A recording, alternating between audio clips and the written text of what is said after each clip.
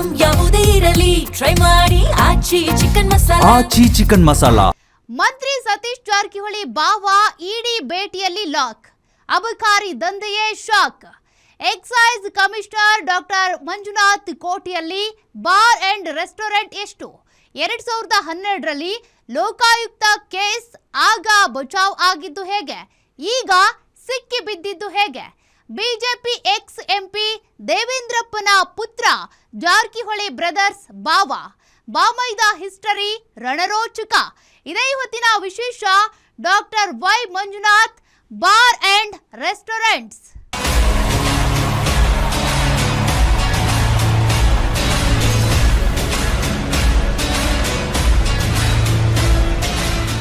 ಕರ್ನಾಟಕದ ಅಬಕಾರಿ ಇತಿಹಾಸದಲ್ಲೇ ಮೊದಲ ಬಾರಿ ಅಬಕಾರಿ ಅಧಿಕಾರಿಯೊಬ್ಬರ ಮೇಲೆ ಜಾರಿ ನಿರ್ದೇಶನಾಲಯದ ಅಧಿಕಾರಿಗಳು ದಾಳಿ ಮಾಡಿದ್ದಾರೆ.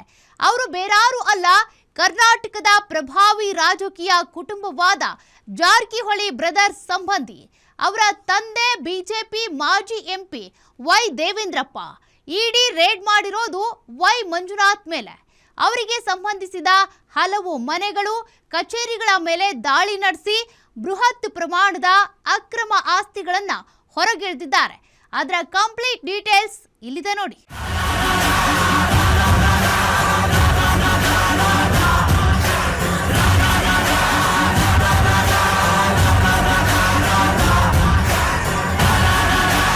ಬುಧವಾರ ಬೆಳ್ಳಂಬೆಳಗ್ಗೆ ಕರ್ನಾಟಕದಲ್ಲಿ ಇಡಿ ಅಧಿಕಾರಿಗಳು ನಡೆಸಿದ ರೇಡ್ ಭಾರೀ ಸಂಚಲನಕ್ಕೆ ಕಾರಣವಾಗಿತ್ತು. ಕರ್ನಾಟಕ ರಾಜಕಾರಣದಲ್ಲಿ ತಮ್ಮದೇ ಆದ ಹಿಡಿತ ಹೊಂದಿರೋ ಜಾರಕಿಹೊಳಿ ಬ್ರದರ್ ಸಂಬಂಧಿಯಾದ ವೈ ಮಂಜುನಾಥ್ಗೆ ಸೇರಿದ ಬೆಂಗಳೂರು, ಬೆಳಗಾವಿ, ಮೈಸೂರು, ತುಮಕೂರು, ಅಥಣಿ ಸೇರಿ 18 ವಿವಿಧ ಸ್ಥಳಗಳಲ್ಲಿ ಇಡಿ ಅಧಿಕಾರಿಗಳು ಏಕಕಾಲಕ್ಕೆ ರೇಡ್ ಮಾಡಿದ್ರು.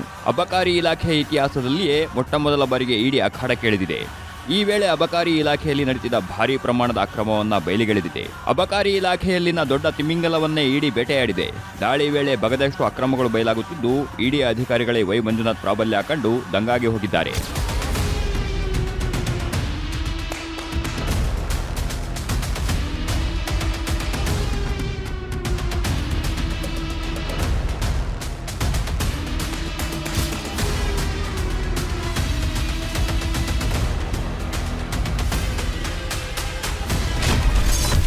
ಸತೀಶ್ ಜಾರಕಿಹೊಳಿ ಭಾವನಿಗೆ ಇಡಿ ರೇಡ್ ಶಾಕ್.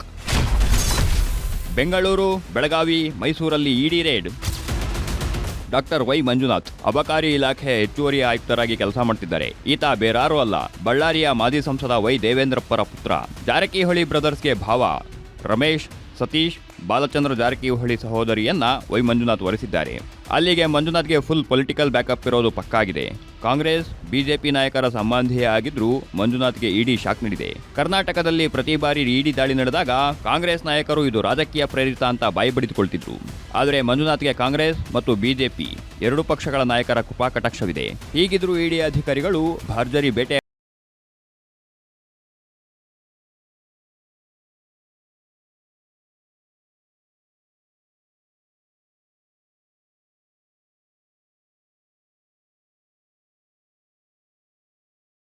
ಅಮಿತ್ ಅಪಾರ್ಟ್ಮೆಂಟ್ನಲ್ಲಿರೋ ಮಂಜುನಾಥ್ ಮನೆಗೆ ಇಡಿ ಅಧಿಕಾರಿಗಳು ದಾಂಗುಡಿ ಇಟ್ಟಿದ್ರು.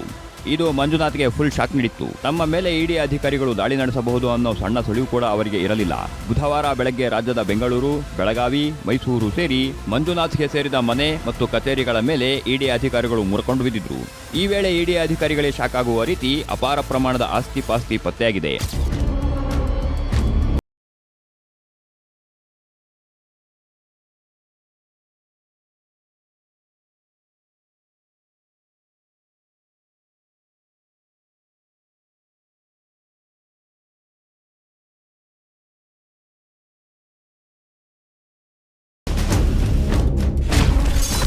ಬೇನಾಮಿ ಹೆಸರುಗಳಲ್ಲಿ ಜಮೀನು ಖರೀದಿಸಿದ್ದಾರಾ? ರಾಜ್ಯಾದ್ಯಂತ ಅಬಕಾರಿ ಸಾಮ್ರಾಜ್ಯವನ್ನೇ ಕಟ್ಟಿದ್ದಾರಾ? ವೈ ಮಂಜುನಾಥ್ ಮೇಲೆ ಇಡಿ ಅಧಿಕಾರಿಗಳು ದಾಳಿ ನಡೆಸಿದ ವೇಳೆ ಅಪಾರ ಪ್ರಮಾಣದ ದಾಖಲೆಗಳು ಪತ್ತೆಯಾಗಿವೆ ಅಂತ ಕೆಲವು ಮೂಲಗಳಿಂದ ಗೊತ್ತಾಗಿದೆ. ಬೇನಾಮಿ ಹೆಸರುಗಳಲ್ಲಿ ಮಂಜುನಾಥ್ ಕೃಷಿ ಜಮೀನು ಖರೀದಿಸಿರುವುದಕ್ಕೆ ಮಹತ್ವದ ದಾಖಲೆಗಳು ಸಿಕ್ಕಿವೆ ಅಂತ ಉನ್ನತ ಮೂಲಗಳಿಂದ ಗೊತ್ತಾಗಿದೆ. ತಮ್ಮ ಸಹಚರರು, ಸಂಬಂಧಿಕರ ಹೆಸರಲ್ಲಿ 100 ಎಕರೆ ಕೃಷಿ ಭೂಮಿಯನ್ನ ಖರೀದಿಸಿರೋದು ಬೆಳಕಿಗೆ ಬಂದಿದೆ. ಎಲ್ಲಕ್ಕಿಂತ ಮುಖ್ಯವಾಗಿ ರಾಜ್ಯಾದ್ಯಂತ ಮಂಜುನಾಥ್ ಅಬಕಾರಿ ಸಾಮ್ರಾಜ್ಯವನ್ನೇ ಕಟ್ಟಿದ್ದಾರಾ ಅನ್ನೋ ಪ್ರಶ್ನೆ ಎದ್ದಿದೆ. ಇದಕ್ಕೆ ಪೂರಕವಾಗಿ ರಾಜ್ಯದ ಹಲವು ಜಿಲ್ಲೆಗಳಲ್ಲಿ ಮಂಜುನಾಥ್ ಬೇನಾಮಿ ಹೆಸರುಗಳಲ್ಲಿ ಬಾರ್ ಅಂಡ್ ರೆಸ್ಟೋರೆಂಟ್ಗಳನ್ನ ಹೊಂದಿದ್ದಾರೆ ಅನ್ನೋದಕ್ಕೆ ದಾಖಲೆಗಳು ಕೂಡ ಸಿಕ್ಕಿವೆ ಅಂತ ಗೊತ್ತಾಗಿದೆ.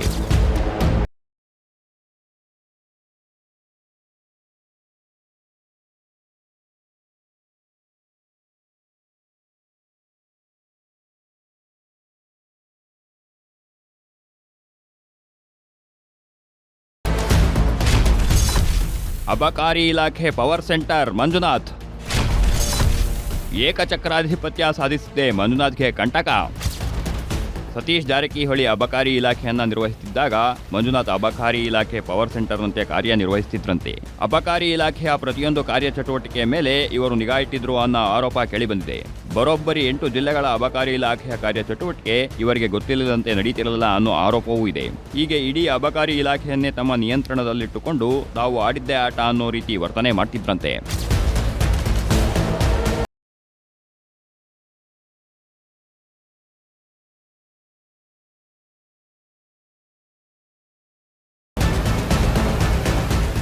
ಮಂಜುನಾಥ್ ಇಡೀ ಅಬಕಾರಿ ಇಲಾಖೆಯನ್ನೇ ತಮ್ಮ ಹಿಡಿತದಲ್ಲಿ ಇಟ್ಕೊಂಡಿದ್ರು ಅನ್ನೋ ಆರೋಪ ಕೇಳಿಬಂದಿದೆ. ಇದರಲ್ಲಿ ಕೇವಲ ಮಂಜುನಾಥ್ ಮಾತ್ರ ಭಾಗಿಯಾಗಿರಲಿಲ್ಲ. ಬದಲಿಗೆ ಅಕ್ರಮ ಹಣ ವಸೂಲಿ ಮಾಡೋಕೆ ಅಂತ ರೆವಿನ್ಯೂ ತಂಡ ರಚನೆ ಮಾಡಿದ್ರಂತೆ.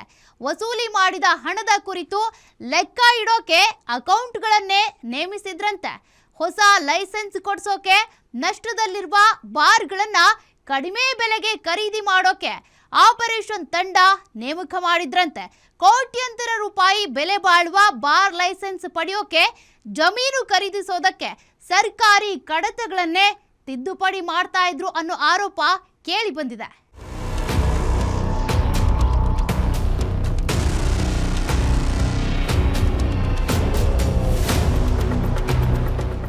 ವೈ ಮಂಜುನಾಥ್ ಒಬ್ಬರೇ ಅಕ್ರಮ ಎಸಗಲು ಮುಂದಾಗಿರಲಿಲ್ಲ.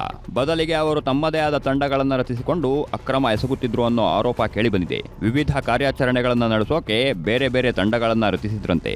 ಆದರೆ ಎಲ್ಲಾ ಪವರ್ ಇವರ ಬಳಿಯೇ ಇತ್ತಂತೆ. ತಮ್ಮ ಜೊತೆಗೆ ಅಕ್ರಮಕ್ಕೆ ಹಲವರು ಸಾಥ್ ನೀಡಿದರೂ ಸಹ ಫೈನಲ್ ಡಿಸಿಷನ್ ಮಾತ್ರ ಮಂಜುನಾಥ್ ತೆಗೆದುಕೊಳ್ತಿದ್ರಂತೆ. ಇವರ ಏಕಚಕ್ರಾಧಿಪತ್ಯವೇ ಅವರಿಗೆ ಮುಳುವಾಯ್ತಾ ಅನ್ನೋ ಪ್ರಶ್ನೆ ಈಗ ಎದ್ದಿದೆ. ಏಕಚಕ್ರಾಧಿಪತ್ಯದಿಂದ ಬೇಸತ್ತವರೇ ಮಂಜುನಾಥ್ ಪಾಲಿಗೆ ಕಂಟಕವಾದ್ರ ಅನ್ನೋ ಅನುಮಾನವೂ ಕೂಡ ಕಾಡಲು ಶುರು ಮಾಡಿದೆ.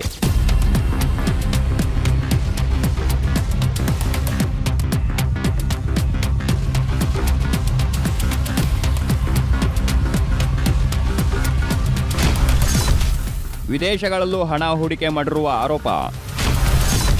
ಹವಾಲಾ ಮೂಲಕ ಹಣ ವರ್ಗಾವಣೆ ಮಾಡುತ್ತಿದ್ರ ಮಂಜುನಾಥ್ ಅಬಕಾರಿ ಇಲಾಖೆ ಜೊತೆಗೆ ಲೋಕೋಪಯೋಗಿ ಇಲಾಖೆಯಲ್ಲೂ ತಮ್ಮದೇ ಆದ ಪ್ರಭಾವ ಇಟ್ಟುಕೊಂಡಿದ್ರಂತೆ. ಸಚಿವರ ಭಾವನಾದ ಕಾರಣ ಇತರ ಅಧಿಕಾರಿಗಳು ಸಹ ಹೆದರುತ್ತಿದ್ರು ಅನ್ನೋ ಮಾಹಿತಿ ಸಿಕ್ಕಿದೆ. ಅಲ್ಲದೆ ವರ್ಗಾವಣೆ ಪಟ್ಟಿಯಲ್ಲಿ ತಾವು ಸೂಚಿಸಿದವರ ಹೆಸರು ಇಲ್ಲ ಅನ್ನೋ ಒಂದೇ ಕಾರಣಕ್ಕೆ ಹಿರಿಯ IAS ಅಧಿಕಾರಿಗಳು ಧಮಕಿ ಹಾಕ್ತಿದ್ರು ಅನ್ನೋ ಆರೋಪ ಕೇಳಿಬಂದಿದೆ. ಹೀಗೆ ಇವರು ಗಳಿಸಿದ ಅಕ್ರಮ ಹಣವನ್ನ ವಿದೇಶಗಳಲ್ಲೂ ಹೂಡಿಕೆ ಮಾಡಿದ್ರು ಅನ್ನೋ ಆರೋಪ ಕೇಳಿಬಂದಿದೆ. ಜೊತೆಗೆ ಜಾರಿ ನಿರ್ದೇಶನಾಲಯ, ಆದಾಯ ತೆರಿಗೆ ಇಲಾಖೆ ಕಣ್ಣು ತಪ್ಪಿಸಲು ಹವಾಲಾ ಮಾರ್ಗದ ಮೂಲಕ ಹಣ ವರ್ಗಾವಣೆ ಮಾಡ್ತಿದ್ರು ಅನ್ನೋ ಆರೋಪ ಜೋರಾಗಿ ಕೇಳಿಬರ್ತಿದೆ.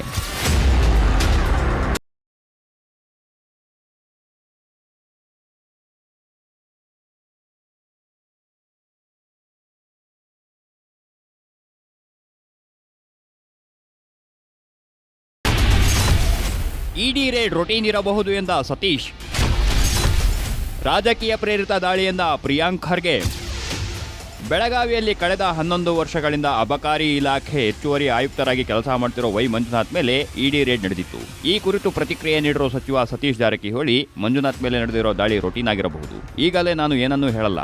ದಾಳಿ ಮುಗಿದು ಇಡಿ ಪತ್ರಿಕಾ ಪ್ರಕಟಣೆ ಬಿಡುಗಡೆ ಮಾಡಲಿ. ಇದಾದ ಬಳಿಕ ಇಡಿ ದಾಳಿಗೆ ಕಾರಣ ಗೊತ್ತಾಗಬಹುದು ಅಂತ ಹೇಳುವ ಮೂಲಕ ಚತುರತೆಯಿಂದ ಉತ್ತರ ನೀಡಿದ್ದಾರೆ. ಆದರೆ ಗೃಹ ಸಚಿವ ಪ್ರಿಯಾಂಕ್ ಖರ್ಗೆ ಮಾತ್ರ ಎಂದಿನಂತೆ ಇದು ರಾಜಕೀಯ ಪ್ರೇರಿತ ದಾಳಿ ಅಂತ ಹೇಳುವ ಮೂಲಕ ಇದಕ್ಕೂ ರಾಜಕೀಯ ಬಣ್ಣ ಬಳಿಯಲು ಮುಂದಾಗಿದ್ದಾರೆ. ಮಂಜುನಾಥ್ ತಂದೆ ದೇವೇಂದ್ರಪ್ಪ ಬಿಜೆಪಿಯವರು. ಅವರ ಇಬ್ಬರು ಭಾಮೈದುನಾದ ರಮೇಶ್ ಜಾರಕಿಹೊಳಿ, ಬಾಲಚಂದ್ರ ಜಾರಕಿಹೊಳಿ ಬಿಜೆಪಿಯಲ್ಲಿದ್ದಾರೆ ಅನ್ನೋದನ್ನ ಮರೆತಂತೆ ಪ್ರತಿಕ್ರಿಯಿಸಿದ್ದಾರೆ. ಈ ಮೂಲಕ ಎಲ್ಲ ಅನಿಷ್ಟಕ್ಕೂ ಶನೀಶ್ವರನೇ ಕಾರಣ ಅನ್ನೋ ಹಾಗೆ ಪ್ರಿಯಾಂಕ್ ಬಾಲಿಶತನದ ಹೇಳಿಕೆ ನೀಡಿದ್ದಾರೆ.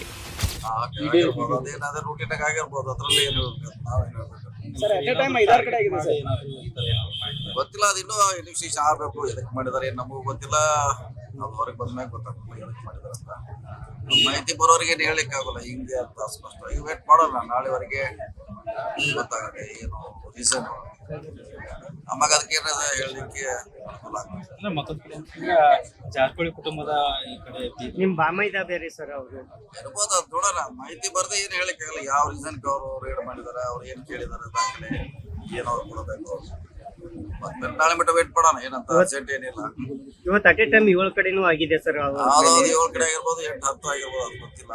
ಟಿವಿಯಲ್ಲಿ ಬರ್ತಾ ಇದೆ, ನಾವು ನೋಡಿದ್ವಿ ಅಷ್ಟೇ. ಸೊ ನಾಳೆಗೆ ಅದ್ರ ಬಗ್ಗೆ ಹೇಳೋಣ, ಮಾಹಿತಿ ಸಿಕ್ಕಾಗ ಹೇಳ್ತೀವಿ. ರಾಜಕೀಯ ಪ್ರೇರಿತ ಅಲ್ಲ ಅಂತೀರಾ ನೀವು? ಏನೋ ನಮ್ಗೆ ಬಿಟ್ಟಿದ್ದಾರೆ, ಇನ್ನ ಎಷ್ಟು ದಿನ ಬಿಟ್ಟಿದಾರೋ ಗೊತ್ತಿಲ್ಲ. ಇವತ್ತು ನಾಳೆ ಅದನ್ನು ಆಗ್ಬೋದು. ಇವೆಲ್ಲಾನು ಕೂಡ ರಾಜಕೀಯ ಪ್ರೇರಿತವಾಗೇ ಇರೋದು. ಇಲ್ಲಿ ಈಗ ನಾನು ಹೇಳ್ದಂಗೆ ಸ್ವಲ್ಪ ದಯವಿಟ್ಟು ಡೇಟಾ ತೆಗೆದು ನೋಡಿ. IT, ED, CBI ಇವೆಲ್ಲನೂ ಕೂಡ ಕೇಂದ್ರ ಸರ್ಕಾರದ ಕೈಗೊಂಬೆ ಆಗಿವೆ. ಯಾವಾಗ ಬೇಕು ಆವಾಗ ಛೂ ಬಿಡ್ತಾರೆ. ವೈ ಮಂಜುನಾಥ್ ವಿರುದ್ಧ ದಾಳಿ ಆಗ್ತಿರೋದು ಇದು ಮೊದಲೇನಲ್ಲ. 2012ರಲ್ಲಿನೇ ಲೋಕಾಯುಕ್ತ ಪೊಲೀಸರು ದಾಳಿ ಮಾಡಿದ್ರು. ಈ ವೇಳೆ ಮಂಜುನಾಥ್ನನ್ನ ಬಂಧನ ಕೂಡ ಮಾಡಲಾಗಿತ್ತು. ಸುಮಾರು 15 ದಿನ ಜೈಲಿನಲ್ಲಿ ಕಂಬಿ ಎಣಿಸಿದ್ರು. ಆದರೆ ಸರ್ಕಾರ ಪ್ರಾಸಿಕ್ಯೂಷನ್ಗೆ ಅನುಮತಿ ನೀಡದ ಕಾರಣ ಹೈಕೋರ್ಟ್ನಲ್ಲಿ ಪ್ರಕರಣ ವಜಾ ಆಗಿತ್ತು. ಅದೇ ಪ್ರಕರಣ ಬೆನ್ನು ಹತ್ತಿರುವ ಇಡಿ ಮಂಜುನಾಥ್ಗೆ ಭರ್ಜರಿ ಶಾಕ್ ನೀಡಿದೆ. ಇಷ್ಟು ದಿನ ಸುಮ್ಮನಿದ್ದ ಇಡಿ ಈಗ ದಾಳಿ ಮಾಡಿರೋದು ಯಾಕೆ ಅಂತ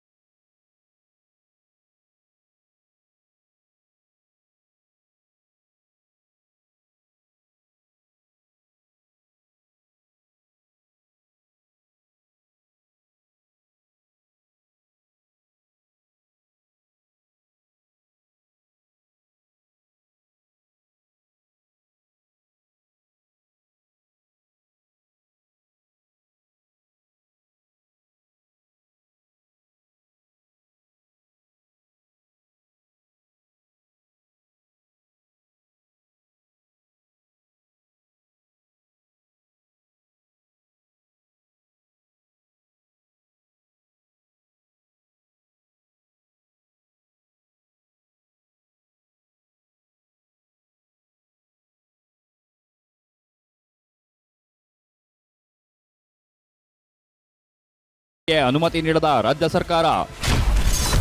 ಹೈಕೋರ್ಟ್ನಲ್ಲಿ ಮಂಜುನಾಥ್ ವಿರುದ್ಧದ FIR ರದ್ದು. 2012ರಲ್ಲಿ ಮೈಸೂರು ಅಬಕಾರಿ DC ಆಗಿದ್ದ ವೈ ಮಂಜುನಾಥ್ ಲಂಚ ಸ್ವೀಕಾರ ಪ್ರಕರಣದಲ್ಲಿ ಅರೆಸ್ಟ್ ಆಗಿದ್ರು. ಅಲ್ಲದೆ ಸುಮಾರು 15 ದಿನ ಜೈಲು ಪಾಲಾಗಿದ್ರು. 15 ದಿನದ ಬಳಿಕ ಮಂಜುನಾಥ್ ಜೈಲಿನಿಂದ ಬಿಡುಗಡೆಯಾಗಿತ್ತು. ಈ ವೇಳೆ ಅವರ ಅಭಿಮಾನಿಗಳು ಅಂತ ಹೇಳಿಕೊಂಡವರು ಅವರನ್ನ ಸುಮಾರು 2 ಕಿಲೋಮೀಟರ್ ಹೆಗಲ ಮೇಲೆ ಹೊತ್ತು ಮೆರವಣಿಗೆ ಮಾಡಿದ್ರು. ಇದು ರಾಜ್ಯಾದ್ಯಂತ ತೀವ್ರ ಆಕ್ರೋಶಕ್ಕೆ ಕಾರಣವಾಗಿತ್ತು. ಭ್ರಷ್ಟ ಅಧಿಕಾರಿಯೊಬ್ಬನಿಗೆ ಈ ರೀತಿಯ ಸ್ವಾಗತ ಕೋರಿದ್ದು ತೀವ್ರ ಚರ್ಚೆಗೆ ಕಾರಣವಾಗಿತ್ತು. ಇಷ್ಟೆಲ್ಲ ಆದರೂ ಮಂಜುನಾಥ್ ವಿರುದ್ಧ ಪ್ರಾಸಿಕ್ಯೂಷನ್ಗೆ ರಾಜ್ಯ ಸರ್ಕಾರ ಅನುಮತಿ ನೀಡಿರಲಿಲ್ಲ. 3 ಬಾರಿ ಲೋಕಾಯುಕ್ತ ಮನವಿಯನ್ನ ತಿರಸ್ಕರಿಸಿತ್ತು. ಹೀಗಾಗಿ ಯಾವುದೇ ಸಾಕ್ಷ್ಯಾಧಾರಗಳು ಇಲ್ಲದ ಕಾರಣಕ್ಕೆ ಹೈಕೋರ್ಟ್ ಮಂಜುನಾಥ್ ವಿರುದ್ಧ ದಾಖಲಾಗಿದ್ದ FIR ರದ್ದು ಮಾಡಿದೆ.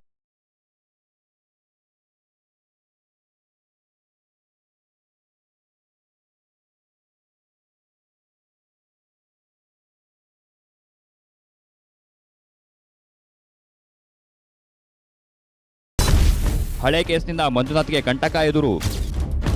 ಇಡಿ ಯಾವುದೋ ಹೊಸ ಪ್ರಕರಣ ದಾಖಲಿಸಿಕೊಂಡು ಮಂಜುನಾಥ್ ಮೇಲೆ ದಾಳಿ ನಡೆಸಿಲ್ಲ. ಬದಲಿಗೆ 2012ರಲ್ಲಿ ಲೋಕಾಯುಕ್ತ ಪೊಲೀಸರು ದಾಖಲಿಸಿದ FIR ಆಧರಿಸಿ ದಾಳಿ ನಡೆಸಿದೆ. ಮೈಸೂರಿನಲ್ಲಿ ಅಬಕಾರಿ DC ಆಗಿದ್ದ ವೇಳೆ ಲೋಕಾಯುಕ್ತ ಪೊಲೀಸರು ಮಂಜುನಾಥ್ನನ್ನ ಬಂಧಿಸಿದ್ರು. ಅಲ್ಲದೆ 15 ದಿನ ಜೈಲಿನಲ್ಲಿ ಕೂಡ ಇತ್ತು. ಆದರೂ ಸಹ ರಾಜ್ಯ ಸರ್ಕಾರ ಪ್ರಾಸಿಕ್ಯೂಷನ್ಗೆ ಅನುಮತಿ ನೀಡಿರಲಿಲ್ಲ. ಇದೇ ಕೇಸ್ನ ಜಾಡು ಹಿಡಿದ ಜಾರಿ ನಿರ್ದೇಶನಾಲಯದ ಅಧಿಕಾರಿಗಳು ಮಂಜುನಾಥ್ ಮತ್ತು ಅವರ ಆಪ್ತರಿಗೆ ಬಿಗ್ ಶಾಕ್ ನೀಡಿದ್ದಾರೆ. 2012ರಲ್ಲಿ ದಾಖಲಾಗಿದ್ದ ಹಳೆ ಕೇಸ್ನಿಂದಲೇ ಮಂಜುನಾಥ್ಗೆ ಈಗ ಮತ್ತೆ ಕಂಟಕ ಎದುರಾಗಿದೆ ಅಂತ ಗೊತ್ತಾಗಿದೆ.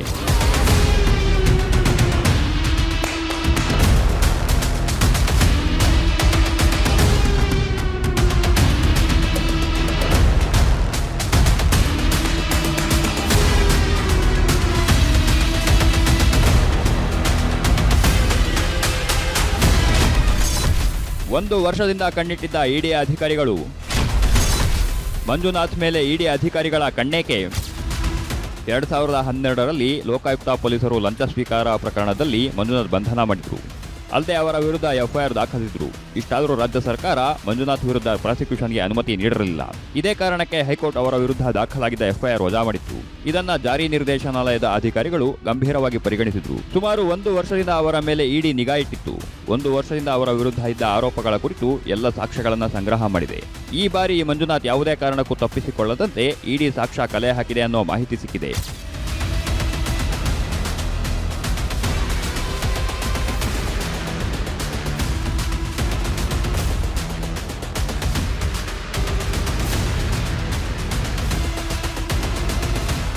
ಅಬಕಾರಿ ಇಲಾಖೆಯಲ್ಲಿ ಹೆಚ್ಚುವರಿ ಆಯುಕ್ತರಾಗಿದ್ದ ಮಂಜುನಾಥ್ ಕಳೆದ 11 ವರ್ಷಗಳಿಂದ ಬೆಳಗಾವಿ ಬಿಟ್ಟು ಬೇರೆಲ್ಲಿಗೂ ವರ್ಗವಾಗಿಲ್ಲ.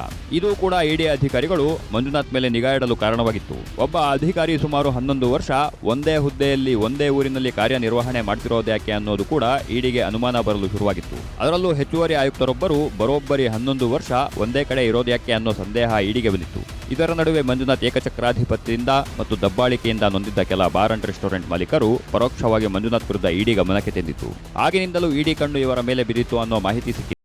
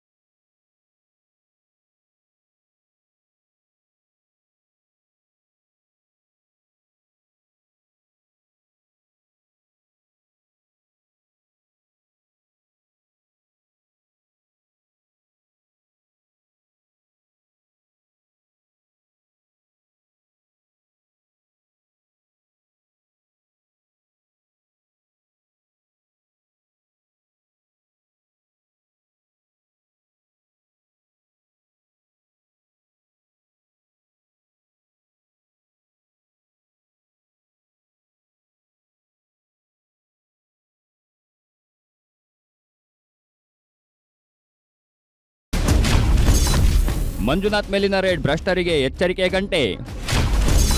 ಇತರ ಇಲಾಖೆಗಳ ಅಕ್ರಮ ಹೊರಗೆಳೆಯುತ್ತಾ ಇಡಿ.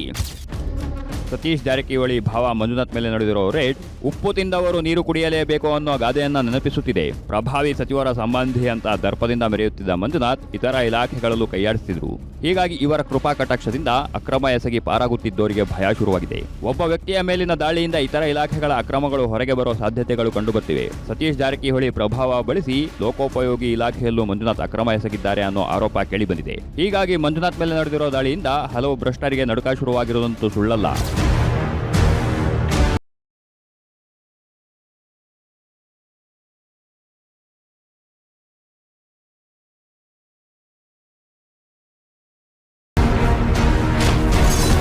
$5.5 ಕೋಟಿ ನಗದು ಸೇರಿ 13 ಕೋಟಿ ರೂಪಾಯಿ ಸೀಸ್. ಲಂಚದ ಹಣ ಹಂಚಿಕೆ, ಆಸ್ತಿ ದಾಖಲೆಗಳು ಇಡಿ ವಶಕ್ಕೆ. ಮಂಜುನಾಥ್ ಮೇಲೆ ಬುಧವಾರದಿಂದ ಇಡಿ ಅಧಿಕಾರಿಗಳು ರೇಡ್ ಶುರು ಮಾಡಿದರು. ಸುಮಾರು 24 ಗಂಟೆಗಳ ಬಳಿಕ ದಾಳಿ ಮುಕ್ತಾಯವಾಗಿತ್ತು. ಇದಾದ ಬಳಿಕ ಇಡಿ ಅಧಿಕಾರಿಗಳು ಪತ್ರಿಕಾ ಪ್ರಕಟಣೆ ಹೊರಡಿಸಿದ್ದಾರೆ. ಮಂಜುನಾಥ್, ಜಗದೀಶ್ ನಾಯಕ್, ಕೆಎಂ ತಮ್ಮಣ್ಣ ಈ ಅಧಿಕಾರಿಗಳು, ಅವರ ಆಪ್ತರು, ಸಹಚರರು, ವ್ಯವಹಾರ ಪಾಲುದಾರರ ಮೇಲೆ ದಾಳಿ